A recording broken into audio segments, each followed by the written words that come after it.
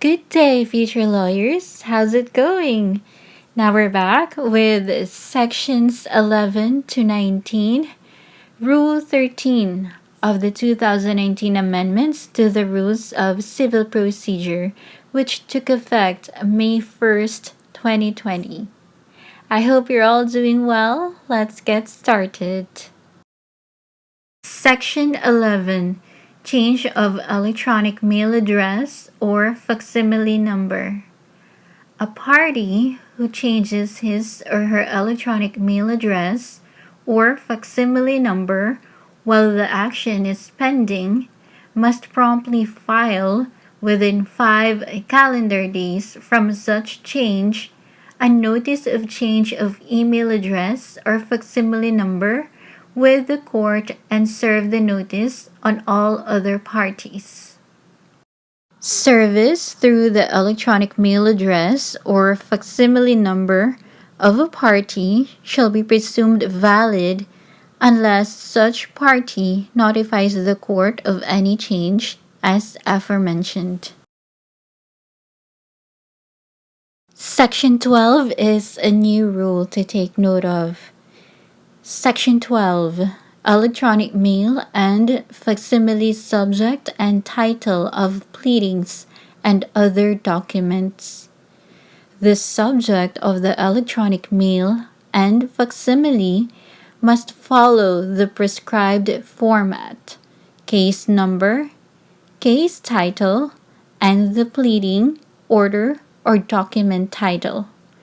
The title of each electronically filed or served pleading or other document, and each submission served by facsimile shall contain sufficient information to enable the court to ascertain from the title a.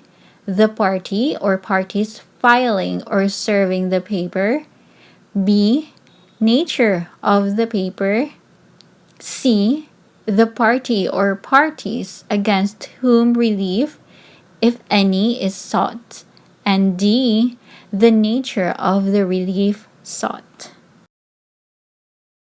Take note, the prescribed format for the subject in the electronic mail or facsimile, case number, case title, and the pleading, order, or document title.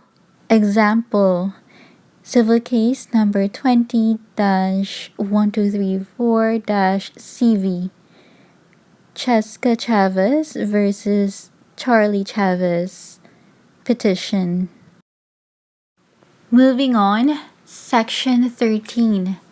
Service of judgments, final orders, or resolutions. Judgments, final orders, or resolutions shall be served either personally or by registered mail. Upon ex parte motion of any party in the case, a copy of the judgment, final order, or resolution may be delivered by accredited courier at the expense of such party. When a party summoned by publication has failed to appear in the action, judgments, final orders, or resolutions against him or her shall be served upon him or her also by means of publication at the expense of the prevailing party. Section 14. Conventional service or filing of orders, pleadings, and other documents. Notwithstanding the foregoing, the following orders, pleadings, and other documents must be served or filed personally or by registered mail when allowed, and shall not be served or filed electronically unless express permission is granted by the court. A. Initiatory pleadings and initial responsive pleadings such as an answer. B. Subpoena, protective orders, and writs. C. Appendices and exhibits to motions or other documents that are not readily amendable to electronic scanning may, at the option of the party filing such, be filed and served conventionally, and D. Sealed and confidential documents or records.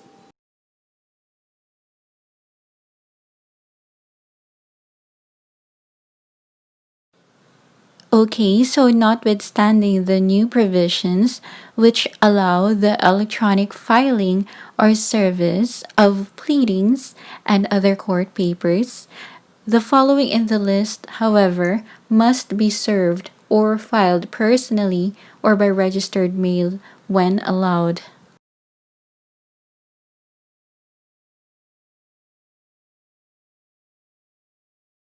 Section 15, Completeness of Service. Personal service is complete upon actual delivery. Service by ordinary mail is complete upon the expiration of 10 calendar days after mailing, unless the court otherwise provides. Service by registered mail is complete upon actual receipt by the addressee or after 5 calendar days from the date he or she received the first notice of the postmaster, whichever date is earlier. Service by accredited courier is complete upon actual receipt by the addressee or after at least 2 attempts to deliver by the courier service or upon the expiration of 5 calendar days after the first attempt to deliver, whichever is earlier. Electronic service is complete at the time of the electronic transmission of the document or, when available, at the time that the electronic notification of service of the document is sent. Electronic service is not effective or complete if the party serving the document learns that it did not reach the addressee or person to be served.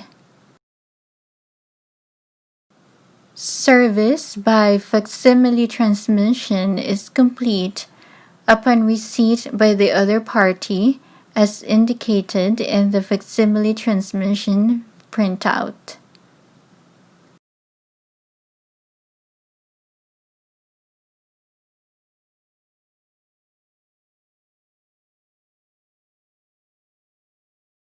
Please do take note of these periods to determine the completeness of service for each mode of service.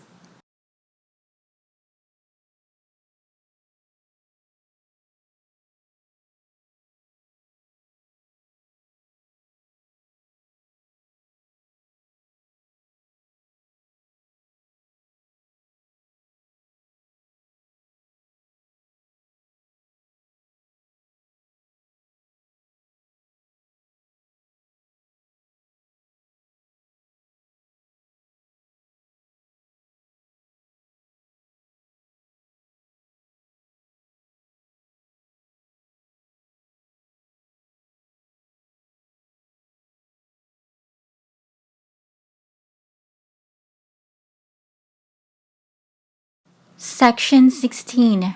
Proof of filing. The filing of a pleading or any other court submission shall be proved by its existence in the record of the case. A.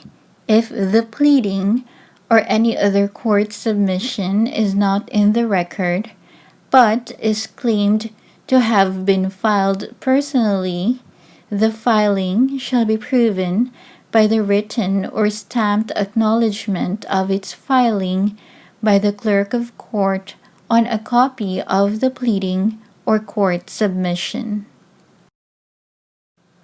B. If the pleading or any other court submission was filed by registered mail, the filing shall be proven by the registry receipt and by the affidavit of the person who mailed it, containing a full statement of the date and place of deposit of the mail in the post office in a sealed envelope addressed to the court with postage fully prepaid and with instructions to the postmaster to return the mail to the sender after 10 calendar days if not delivered. C. If the pleading or any other court submission was filed through an accredited courier service, the filing shall be proven by an affidavit of service of the person who brought the pleading or other document to the service provider, together with the courier's official receipt and document tracking number. D.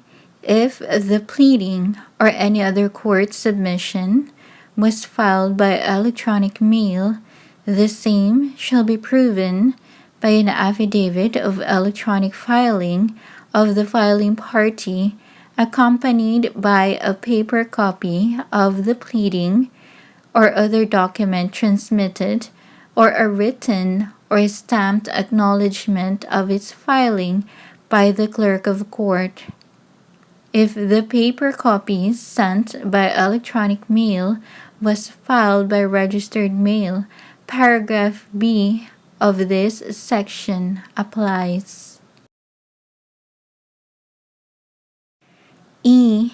If the pleading or any other court submission was filed through other authorized electronic means, the same shall be proven by an affidavit of electronic filing of the filing party, accompanied by a copy of the electronic acknowledgment of its filing by the court. Section 17. Proof of service. Proof of personal service shall consist of a written admission of the party served, or the official return of the server, or the affidavit of the party serving, containing a statement of the date, place, and manner of service. If service is made by A. Ordinary mail, proof shall consist of an affidavit of the person mailing, stating the facts showing compliance with Section 7 of this rule. B. Registered mail. Proof shall be made by the affidavit mentioned above and the registry receipt issued by the mailing office. The registry return card shall be filed immediately upon its receipt by the sender, or, in lieu thereof, the unclaimed letter together with a certified or sworn copy of the notice given by the postmaster to the addressee. C. Accredited courier service.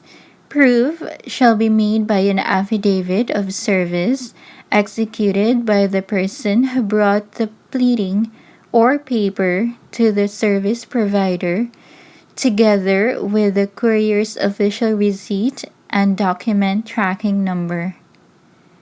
D. Electronic mail, facsimile, or other authorized electronic means of transmission. Proof shall be made by an affidavit of service executed by the person who sent the email, facsimile, or other electronic transmission, together with a printed proof of transmittal. Section 18. Court-issued orders and other documents. The court may electronically serve orders and other documents to all the parties in the case, which shall have the same effect and validity as provided herein. A paper copy of the order or other document electronically served shall be retained and attached to the record of the case. Section 19. Notice of lis pendens.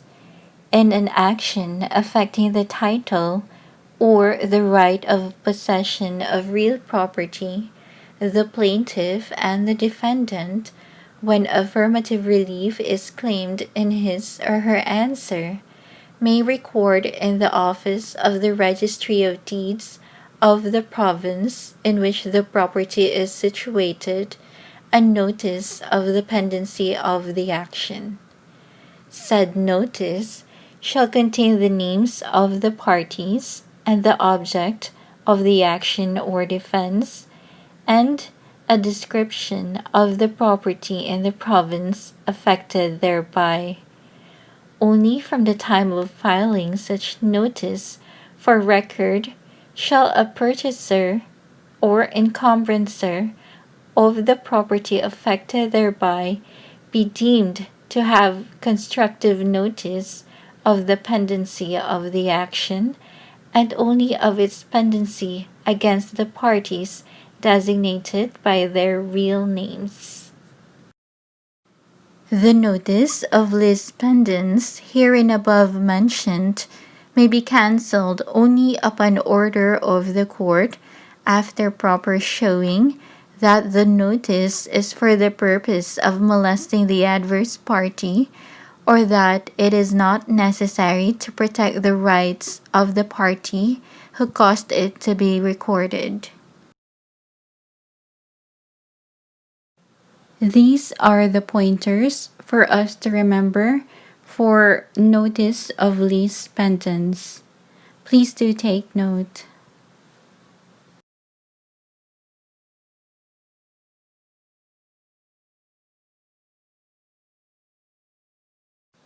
Well done! Now we're finished with Rule 13. Thank you so much for watching, and please subscribe to Pinay Jurist on YouTube and like Pinay Jurist on Facebook and follow Pinay Jurist on Twitter.